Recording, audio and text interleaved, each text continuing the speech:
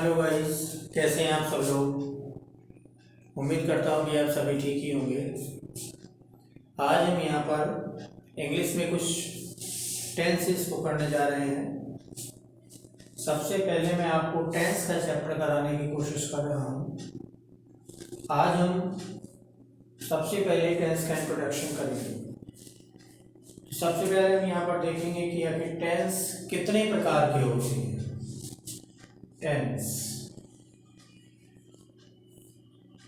Guys, हमें समझ लेना चाहिए कि टेंस क्या होता है। टेंस काल होता है। काल तीन तरह से डिवाइड किया गया है। यहाँ पर आप समझ सकते हैं कि प्रेजेंट, पास्ट और फ्यूचर, तीन तरह के यहाँ पर प्रेजेंट, पास्ट और फ्यूचर, तीन काल में इसको डिवाइड किया गया है। प्रेजेंट जो वर्तमान चल रहा है इसको हम प्रेजेंट कहते हैं। पास्ट जो हम अब से पहले कर चुके हैं उसको हम पास्ट कहते हैं, भूतकाल कहते हैं। फ्यूचर भविष्य जो आने वाला है उसको हम भविष्य कहेंगे।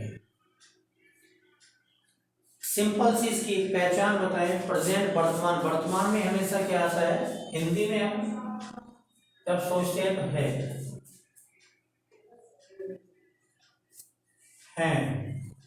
आदि शब्द आते हैं। पास्ट में था, थी, थे, ये शब्द आते हैं। हिंदी की मैं पहचान बता रहा हूँ, काल को पहचानने की। फ्यूचर में जब हम कोई बात सोचते हैं तो गा, गे, गी, मीन्स है कि जब हमारे सोचने पर हमारे माइंड में जो हम लाइन बना रहे हैं उसमें लास्ट में गा, गे, गी आता है, समझ लीजिए हम फ्यूचर की बात कर रहे हैं। जब हमारे सामने था, थी, थे आदि आता है हमारे शब्दों में, हमारे सेंटेंस के लास्ट में, समझ लीजिए हम पास्ट की बात कर रहे हैं। जब हम यहाँ पर सोचते हैं अपने सेंटेंस को, कुछ हम बात कहते हैं उसमें है शब्द आता है, समझ लीजिए हम वर्तमान में बात कर रहे हैं। ये जनरल पहचान में आपको काल के तीन पार्ट्स की बता रहा हूं। अब हम यहाँ पर आते हैं कि आखिर प्रेजेंट को कितने पार्ट में डिवाइड किया गया, पास्ट को कितने में डिवाइड किया गया, फ्यूचर को कितने में डिवाइड किया गया है। इस तरह से मैं आपके सामने बताने जा रहा हूं कि यहाँ पर देखिए, प्रेजेंट को present indefinite, indefinite, present continuous, present perfect, present perfect continuous.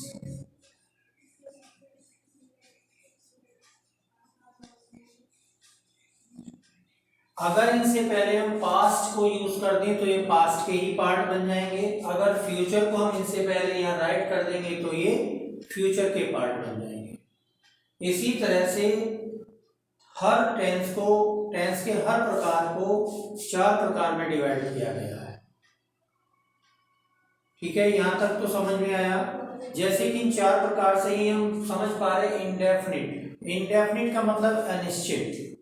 अगर हम वर्तमान में भी कोई काम कर रहे हैं उसके हमें ये नहीं पता है कि वो चल रहा है या पूरा हो चुका है या किसी सीमा तक पूरा हो जाएगा, समय सीमा दी जाएगी। अगर हम इसकी बात करें तो यहाँ पर इसमें ऐसा कुछ नहीं होता। इसमें बस एक्शन वर्तमान काल में होना पाया जाता है। यहाँ पर कुछ भी पता नहीं होता कि वो चल रहा है या कंप्लीट हो चुका है। जैसे कि यहाँ पर कंटिन्यूअस की हम बात करें तो कंटिन्यूअस वर्ड से ही आपको पता लग रहा होगा कि इन प्रोग्रेस, इसका मतलब है कि वर्तमान में जो हमारा वर्क है वो कंटिन्यूअसली चल रहा है, प्रोग्रेस में है। अगर हम परफेक्ट की बात करें, परफेक्ट तो अपने आप में वर्ड सी मीनिंग बता रहा है। आप समझ सकते हैं कि परफेक्ट क्या है। परफेक्ट का मतलब कंप्लीटेड, हमारा वर्क जो है एकदम कंप्लीट हो चुका है। परफेक्ट कंटिन्यूअस, यहाँ पर दोनों चीजें मिल गई, कंप्लीट भी हो रहा है लेकिन कंटिन्यूअस भी है। इसका मतलब क्या है कि टाइम लिमिट इसमें दी जाएगी और समय दिए जाने के साथ साथ एक समय तक वर्क चलेगा, उसके बाद में हो जाएगा, मतलब पूरा हो जाएगा एक समय सीमा तक। ये 4 पार्ट हमारे इस तरह से, इसी तरह से पास्ट को डिवाइड किया गया, इसी तरह से फ्यूचर को डिवाइड किया गया। ठीक है गाइस, मैं समझ सकता हूं कि आपको ये सब समझ में आ रहा होगा। I hope that you are understanding properly to it.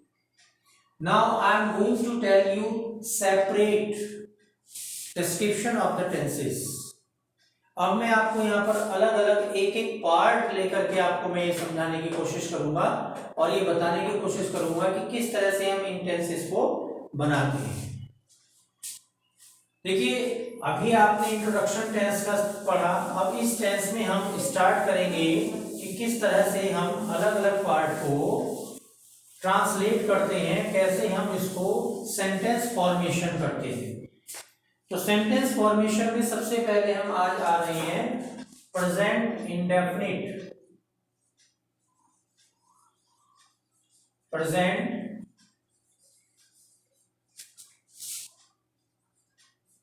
Indefinite tense, इसको हम सिंपल प्रेजेंट के नाम से भी जानते हैं। किस नाम से जानते हैं? Simple present. Simple present tense के नाम से भी हम इसको जानते हैं। ठीक है, अब हम सिंपल प्रेजेंट को, ये जो पार्ट होते हैं, इस पार्ट को भी हमारे ट्रांसलेशन के लिए अलग अलग पार्ट्स में डिवाइड किया गया है। अलग अलग पार्ट्स का मतलब कुछ साधारण वाक्य डिवाइड कर दिया गया है, जैसे इसको किस पार्ट में डिवाइड किया गया? 4 पार्ट में। ठीक है, 4 पार्ट में। इसको हम अफर्मेटिव,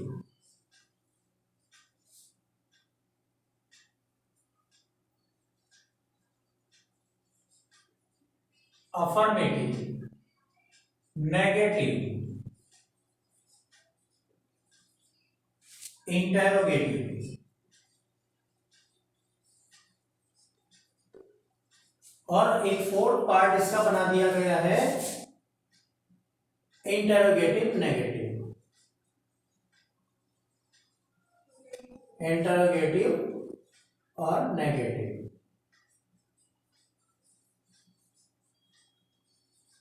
ठीक है, इंटेरोगेटिव नेगेटिव। अब इसमें क्या देखिए, अफर्मेटिव का मतलब होता है साधारण वाक्य, नेगेटिव का मीन्स होता है नकारात्मक वाक्य, इंटेरोगेटिव का मीन्स होता है प्रश्नवाचक वाक्य, इंटेरोगेटिव नेगेटिव का मीन्स होता है कि इसमें दोनों को जोड़ दिया जाता है, प्रश्नवाचक प्लस नकारात्मक। इसमें क्वेश्चन भी होता है और नेगेटिव वर्ड का भी यूज हुआ होता है, उसको इंटेरोगेटिव नेगेटिव कहते हैं। ठीक है गाइस, आपको यहां तक समझ में आया होगा। अब मैं यहां पर अफर्मेटिव की बात करूंगा। अफर्मेटिव के लिए देखिए, प्रेजेंट इंडेफिनिट के अफर्मेटिव को बनाने का बहुत सरल उपाय है, सरल रूल्स है। Very simple rules are here. You can understand first of all subject. Subject sentence का पहचान लीजिए। सब्जेक्ट हु लगाने पर हमें जो वर्ड निकल के आता है वो हमारे सामने सब्जेक्ट होता है। अगर हु से हम क्वेश्चन करते हैं तो सब्जेक्ट आ जाता है यहाँ पर सब्जेक्ट। इसके बाद क्या करेंगे हम सिंपल में? देखिए, वर्ब की फर्स्ट फॉर्म आती है, first form of the verb. ठीक है, वर्ब की क्या आती है? First form. यहां पर फर्स्ट फॉर्म आप लिख लीजिए, फर्स्ट फॉर्म। ठीक है, कहते हैं इसमें इसके साथ क्या करते हैं कि एस या ईएस ऐड कर देते हैं। इसमें प्लस मीन्स होता है एस या ईएस ऐड कर देते हैं और इसके बाद क्या लगाते हैं? सीधे ऑब्जेक्ट। मतलब इसको हम कर्ता, हिंदी में कर्ता कहते हैं। क्रिया, जो एक्शन किया जाता है वो क्रिया कहलाती है। इसके बाद ये कर्म कहलाता है। ये 3 पार्ट इसके मेन होते हैं सेंटेंस बनाने में। क्लियर? अब हम इसको क्या करेंगे, क्वेश्चन है यहां पर कि एस या ईएस किस कंडीशन में जोड़ते हैं? जब हमारा सब्जेक्ट सिंगुलर नाउन होता है, means singular noun. Singular noun मतलब एक वचन, सिंगल। इसके साथ हम वर्ब की जो फर्स्ट फॉर्म होती है, वर्ब में एस या ईएस जोड़ देते हैं। क्या जोड़ देते हैं? एस या ईएस। वर्ब की फर्स्ट फॉर्म में एस या ईएस लगा देते हैं, ठीक है। लेकिन जब हमारा सब्जेक्ट प्लूरल नाउन होता है, क्या होता है? Plural noun. प्लूरल नाउन का मतलब होता है बहुवचन। बहुवचन क्या होता है? एक से अधिक। कभी एक से अधिक होता है तो बहुवचन होता है, सिंगल होता है, एक होता है तो सिंगुलर होता है। तो यहाँ पर बहुवचन होता है तो यहाँ पर वर्ब की फर्स्ट फॉर्म का यूज किया जाता है। वर्ब की फर्स्ट फॉर्म केवल, इसमें एस या ईएस नहीं होता, नहीं यूज करते हैं, ठीक है। इसमें हम ऐसे ईएस का यूज नहीं करते हैं। जब हमारा सब्जेक्ट प्लूरल होता है तो प्लूरल में हम ऐसे ईएस का यूज नहीं करते हैं, ठीक है। यहां तक आपको गाइस समझ में आया? अब हम इससे आगे देखिए, इस रूल को अब हम समझते हैं कि किस तरह से हम अप्लाई करते हैं, सेंटेंसेस में कैसे बनाते हैं। जैसे मान लीजिए सेंटेंस है, अगर हम यह सेंटेंस की बात करें, मैं एक छोटी सी बात करूं, वह एक पत्र लिखता है, वह एक पत्र लिखता है, ठीक है। अब इसमें हम देखें तो यहां पर वह सिंगुलर है। हमारा जो रूल है, हमारा रूल क्या कहता है? सब्जेक्ट। सबसे पहले सब्जेक्ट हम यूज करेंगे, फिर इसके बाद वर्ब। वर्ब की फर्स्ट फॉर्म में एस एस किस कंडीशन में लगाएंगे? जब हमारा सब्जेक्ट सिंगुलर नाउन होगा, तो ही हमारा सिंगुलर नाउन है, इसीलिए यहां पर वर्ब क्या है? इसमें लिखता है, ठीक है, लिखता है, ठीक है। तो राइट्स अ लेटर। लेटर यहां पर ऑब्जेक्ट है, तो यहां पर जो हमारी वर्ब हो गई, ये हमारी प्रेजेंट इंडेफिनिट की फर्स्ट फॉर्म हो गई। यहां पर मैं आपको बता दूं, देखिए सिंपल जो प्रेजेंट है या पास्ट इंडेफिनिट है, जब हम हिंदी के सेंटेंस की पहचान करते हैं तो अक्सर इसमें क्या आता है? इसकी पहचान करने के अक्सर हिंदी सेंटेंस के अंत में, क्रिया के अंत में क्या आता है? ता है, टी है, ते है, आदि वर्ड आते हैं, ठीक है। इसकी सिंपल पहचान है, ता है, ती है, ते है।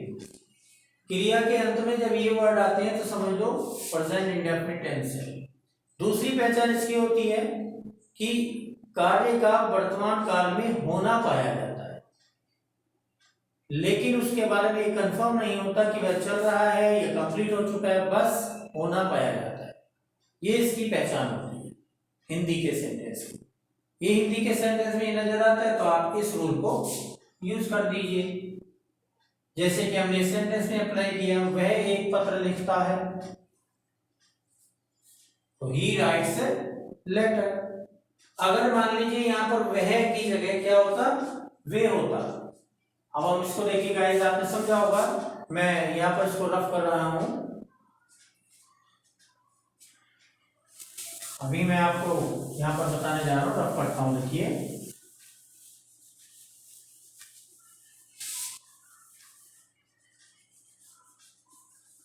अब हम यहां पर बात करेंगे प्लूरल।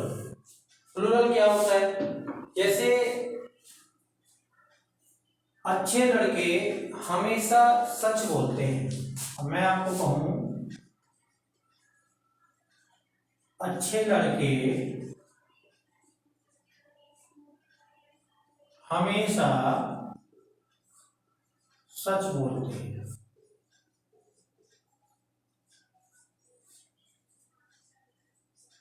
ठीक है, अच्छे लड़के प्लूरल है, गुड बॉयज। ठीक है, क्योंकि ये हमारा प्लूरल है तो प्लूरल के साथ हमने क्या बताया था, अगर हमारा प्लूरल नाउन होता है तो हमने क्या बताया था कि वर्ब की फर्स्ट फॉर्म में ऐसे एस नहीं लगाते। तो गुड बॉयज ऑलवेज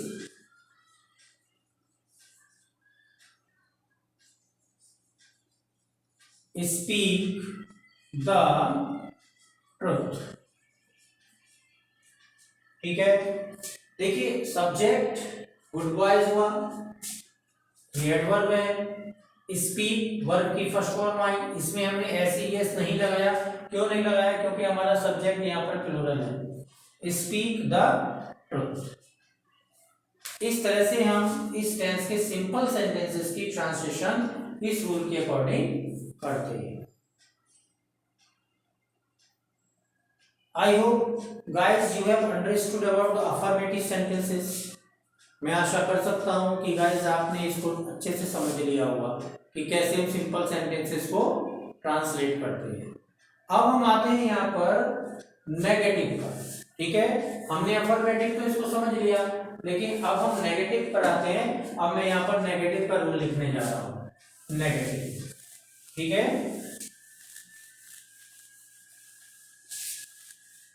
देखिए अब हम नेगेटिव की बात करेंगे। नेगेटिव में हमें थोड़ा सा ध्यान देना होगा। इसमें नेगेटिव में हम क्या करते हैं, नेगेटिव मतलब नकारात्मक। नकारात्मक इसमें नेगेटिव का रूल है सब्जेक्ट, सब्जेक्ट तो वही रहेगा जहां पर है, इसके बाद यहां पर हेल्पिंग वर्ब डू और डज का यूज हो जाता है। ठीक है, डू और डज, इसके साथ नॉट,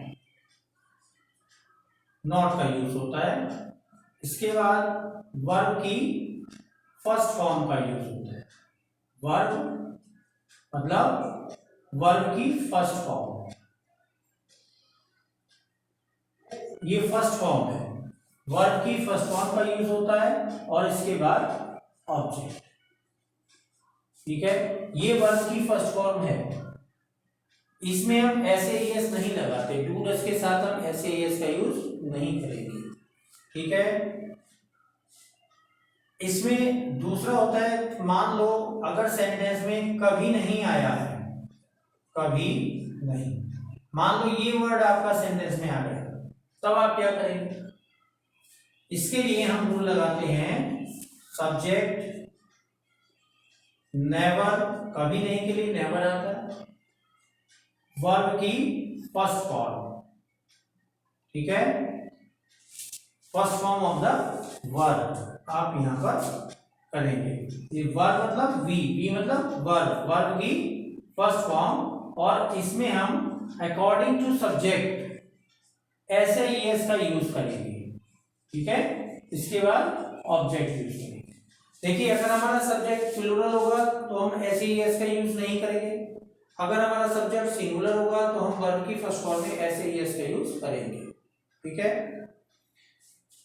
ये हमारा नेगेटिव का रूल होता है। अब देखिए नेगेटिव को हम हिंदी सेंटेंस की ट्रांसलेशन करने में कैसे यूज करेंगे, उसको हमें सोचना है, कैसे यूज करेंगे। देखिए अब हम इसमें देखते हैं, अब मान लीजिए सीता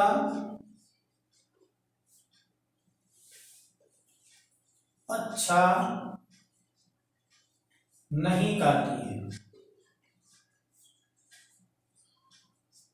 अब गाती है पहचान हो रही है, प्रेजेंट इंडेफिनिट टेंस का। सीता अच्छा नहीं गाती है, तो सीता हमारा सब्जेक्ट है, सिंगुलर है, सिंगुलर के साथ हम क्या यूज करेंगे? डज, और प्लूरल के साथ क्या यूज करेंगे? डू। तो सिंगुलर है हमारा Sita, Sita does not sing well. Sita singular है इसलिए इसके साथ डज आया है।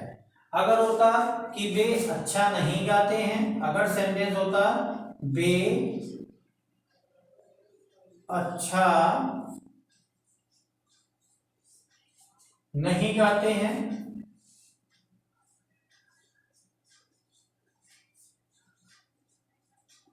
तो यहाँ पर वे क्या है, प्लूरल है, तो प्लूरल में हम क्या करेंगे, यहाँ पर दे, और दे प्लूरल है तो क्या आएगा, डू। हेल्पिंग वर्ब है डू, इसको ऑक्सिलरी वर्ब के नाम से भी जानते हैं। They do not sing well. समझ में आया guys? They do not sing well, plural subject होने के कारण डू आया है, सिंगुलर सब्जेक्ट होने के कारण यहाँ पर डज का यूज हुआ है। Clear guys? अब बात आती है कि आखिर नेवर का यूज करने पर कैसे बनेगा, नेवर का यूज हम कैसे करेंगे। देखिए अभी मैं आपको नेवर का यूज बताता हूं, आप सभी ने सीख लिया होगा नेवर।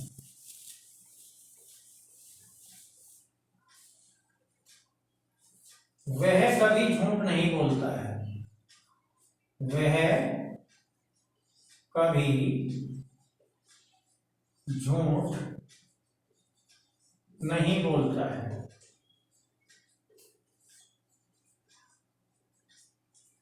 कभी नहीं, कभी नहीं, ठीक है। वह कभी झूठ नहीं बोलता है, कभी नहीं है, कभी नहीं तो इस वाले रूल का यूज करेंगे। ही, अब चूंकि ही हमारा सिंगुलर है, ही नेवर टेल्स। अब देखिए टेल हमने लगाया, लेकिन ये गलत है। अगर यहां पर प्लूरल होता तो टेल आता, चूंकि सिंगुलर है तो यहां पर टेल्स करेंगे, ठीक है। He never tells a lie, clear, he never tells a lie. अगर यहां पर वह के प्लेस पर प्लूरल होता, मान लीजिए यहां पर प्लूरल होता, वे कभी झूठ नहीं बोलते हैं, मान लो ये होता कि वे कभी झूठ नहीं बोलते हैं, ये होता। तो यहां पर दे क्या है, प्लूरल है, तो दे नेवर टेल अ लाई। आपने देखा दे आने पर यहां पर एस तो नहीं लगा इसमें, इस तरह से हम नेवर का यूज करते हैं। Clear guys? I hope that you have understood. Okay, now we are coming on interrogative. Interrogative को आप कैसे बनाते हैं, चलिए मैं आपको अब इंटरोगेटिव के बारे में बताऊं, आप सुन लीजिए ध्यान से।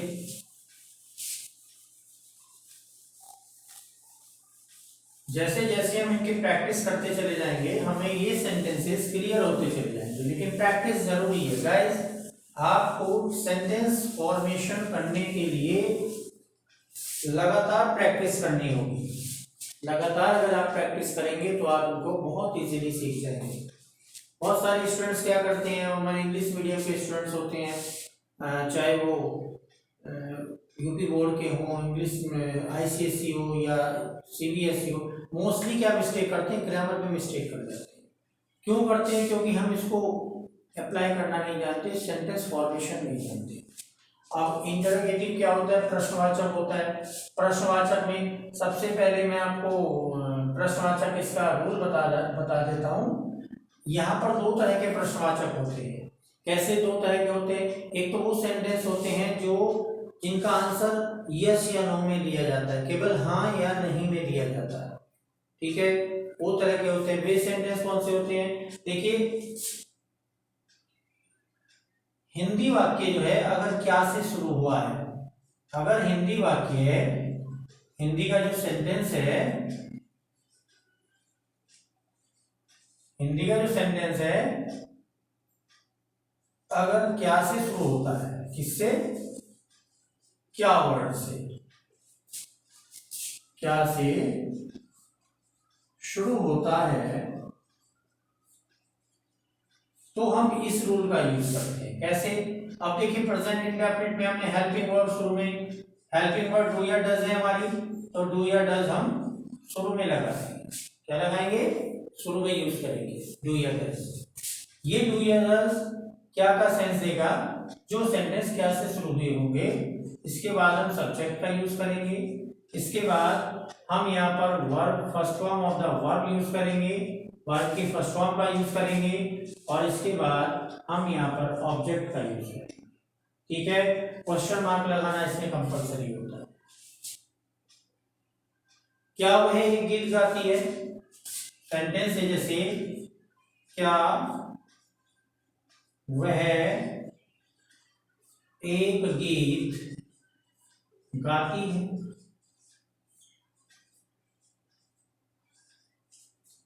अब देखिए क्या से शुरू हुआ है, हिंदी सेंटेंस, तो क्या से शुरू होने पर अब हम सब्जेक्ट पर ध्यान देंगे। सब्जेक्ट हमारा सिंगुलर है या प्लूरल है, एक वचन है या बहुवचन है।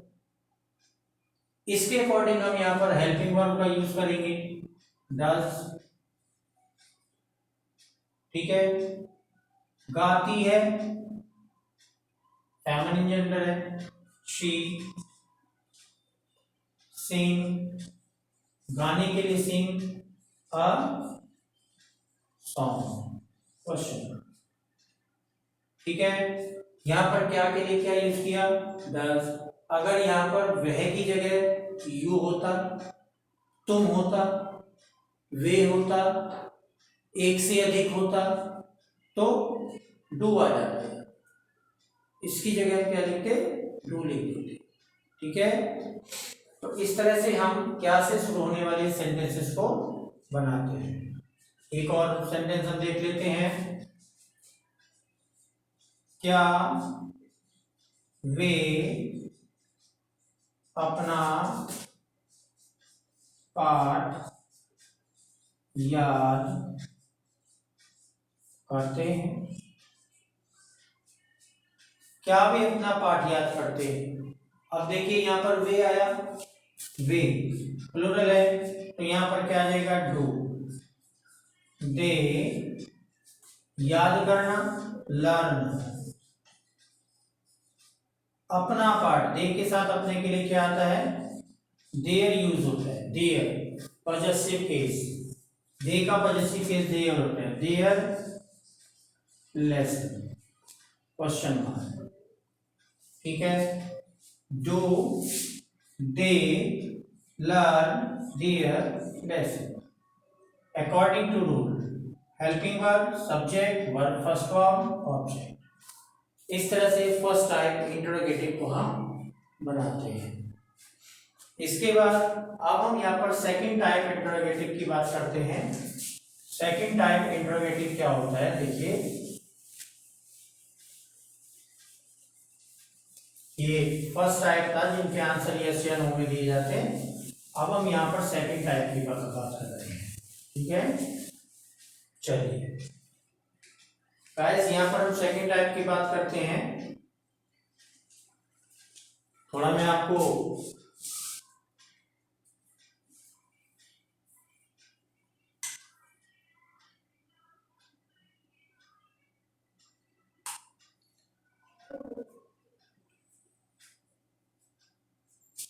सेकंड टाइप हम यहाँ पर बात करते हैं। सेकंड टाइप कौन से होते हैं, देखिए सेकंड टाइप होते हैं if in the middle of a Hindi sentence question word is given। अगर हिंदी के वाक्य में मिडल में क्वेश्चन वर्ड क्यों, कहाँ, कब, कैसे, कौन, कितना, कितनी, ये सब वर्ड्स आते हैं, तो हम इसको कैसे ट्रांसलेट करेंगे। तो सबसे पहले इसको आने में हम क्या करेंगे, क्वेश्चन वर्ड का यूज सबसे पहले करेंगे। जो हिंदी सेंटेंस के बीच में क्वेश्चन वर्ड होगा तुरंत उसको उठाएं और सबसे पहले उसकी इंग्लिश लगा देंगे। इसके बाद हम हेल्पिंग वर्ब यूज करेंगे, क्या करेंगे, डू या डज। इसके बाद हम सब्जेक्ट का यूज करेंगे सेंटेंस में। फिर इसके बाद हम यहाँ पर वर्ब की फर्स्ट फॉर्म का यूज करेंगे। इसके बाद हम ऑब्जेक्ट और क्वेश्चन मार्क। इस तरह से हम सेकंड टाइप सेंटेंसेस को बनाएंगे। ठीक है, जैसे अभी मैं आपको एक सेंटेंस बना करके बताऊं तो आप समझ जाएंगे कि किस तरह से हम इस सेंटेंस को यूज कर सकते हैं। ठीक है,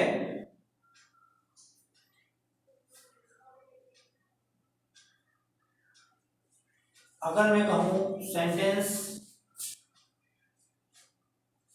तुम अब क्या खाते हो, तुम अब क्या खाते हो। तो यहां पर तुम अब क्या खाते हो, क्या देखिए बीच में आया है, सेंटेंस के मिडल में क्या आया है, इस क्या को हम क्या करेंगे, व्हाट शुरू में रख देंगे। तुम प्लूरल है कि सिंगुलर है गाइस, प्लूरल, तुम हमेशा प्लूरल में आता है, बहुवचन में आता है। ठीक है, तो इसके अनुसार यहाँ पर डू लगाएंगे। What do you eat now, first form I question mark. Clear guys, समझ में आया आपको। What do you eat now, तुम अब क्या खाते हो। तुम्हें कौन बुलाता है, तुम्हें कौन बुलाता है। अब देखिए कौन, कौन, हु एक ऐसा क्वेश्चन वर्ड होता है जो अपने आप में सब्जेक्ट भी होता है और अपने आप में क्वेश्चन वर्ड भी होता है। हु के साथ हम एक विशेष बात है, डू डज का यूज नहीं होता है। ठीक है, हु के साथ डू डज का यूज नहीं होता है। हु के साथ वर्ब की फर्स्ट फॉर्म में एस ए एस यूज करते हैं। तो सबसे पहले हु, कौन बुलाता है, calls, who calls you, question mark. Who लगाने पर हम डू डज का यूज नहीं करते, वो अपने आप में सब्जेक्ट भी है, वो अपने आप में क्वेश्चन वर्ड भी है। ठीक है, तुम कितना दूध पीते हो, अगर हम कहें तुम कितना दूध पीते हो, कितना, कितना के साथ हम पूरा वर्ड उठाते हैं, इसका एडजेक्टिव भी उठाते हैं। कितना दूध, how much milk, how much milk. ठीक है, तुम है प्लूरल है तो डू आएगा, do you drink, how much milk do you drink. इस तरह से हम यहाँ पर इसको इंटरोगेटिव बनाते हैं, सेकंड टाइप बनाते हैं। क्वेश्चन वर्ड को सबसे पहले ले लेते हैं, इसके बाद हेल्पिंग वर्ब, सब्जेक्ट और वर्ब, फिर इसके बाद object. According to the rule हम इसको यूज करते हैं। अब हम यहाँ पर गाइस, मैं आशा करता हूं कि आपको ये समझ में आ रही होगी। अब हम यहाँ पर आते हैं इंटरोगेटिव नेगेटिव पर। गाइस अब इनको सीखने के लिए आपको अपने 24 आवर्स चलते फिरते खाते उठते बैठते आपको ये सेंटेंस सोचने होंगे। अगर आप इस सेंटेंस को प्रॉपर सोच करके टेंस के अकॉर्डिंग बनाएंगे तो गाइस आपको बहुत जल्दी ये आपको समझ में आ जाएंगे। अब देखिए इसी रूल में क्या होता है, इंटरोगेटिव नेगेटिव कोई अलग से रूल नहीं है, इसी में रूल आता है। देखिए क्वेश्चन वर्ड आ जाता है, डू डज आ जाता है, सब्जेक्ट आ जाता है, हम क्या करेंगे यहाँ पर इस वर्ब के साथ सब्जेक्ट के बाद नॉट का यूज कर देंगे। ठीक है, नॉट प्लस वर्ब की फर्स्ट फॉर्म और ऑब्जेक्ट, नॉट या नेवर। ठीक है, बन गया नेगेटिव, इंटरोगेटिव नेगेटिव। जैसे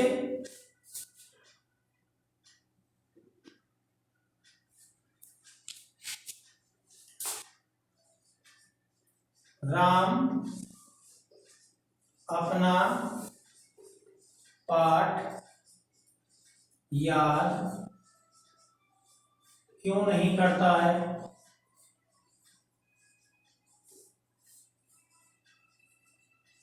ठीक है, राम अपना पाठ याद क्यों नहीं करता है, सिंपल सी बात है, राम। ठीक है, सब्जेक्ट हुआ। अब इस सब्जेक्ट से पहले हमारा बीच में क्वेश्चन वर्ड है, तो हम क्वेश्चन वर्ड को सबसे पहले उठाएंगे। वाई डज, क्योंकि सबसे पहले क्वेश्चन वर्ड है, इसके बाद फिर हम हेल्पिंग वर्ड लेंगे। वाई डज, डज हमने इसलिए है क्योंकि राम हमारा सिंगुलर है, तो वाई डज राम नॉट, याद करना, लर्न,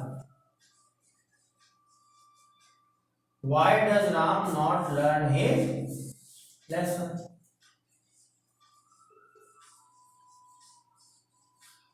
क्वेश्चन मार्क, सिंपल सी बात। why does Ram not learn his lesson? Ram अपना पाठ याद क्यों नहीं करता है? क्यों राम नहीं याद करता है अपना पाठ? सिंपल। देखिए गाइस, और मैं आपको एक सेंटेंस और बना के बताता हूं कि किस तरह से हम इसको कर सकते हैं। ठीक है,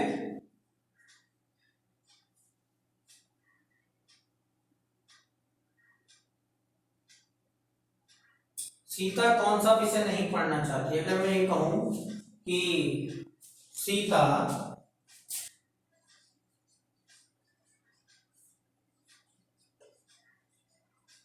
कौन सा विषय नहीं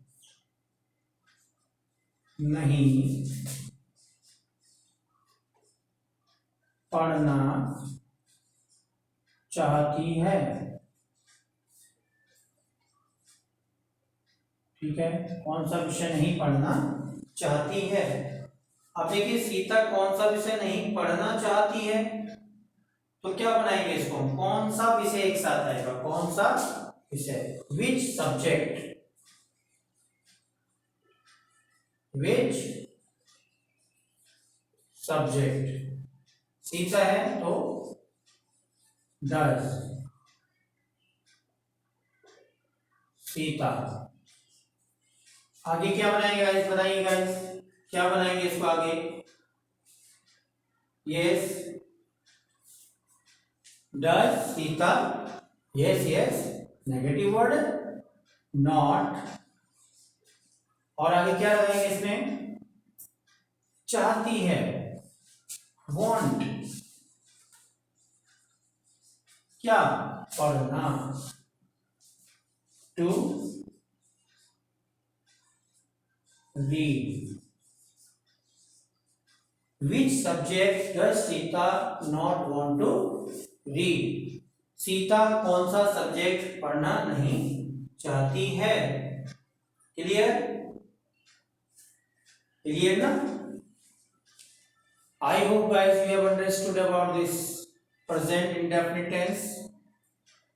और भी इसके अंदर बहुत सारे क्वेश्चन वर्ड के सेंटेंसेस आ जाते हैं।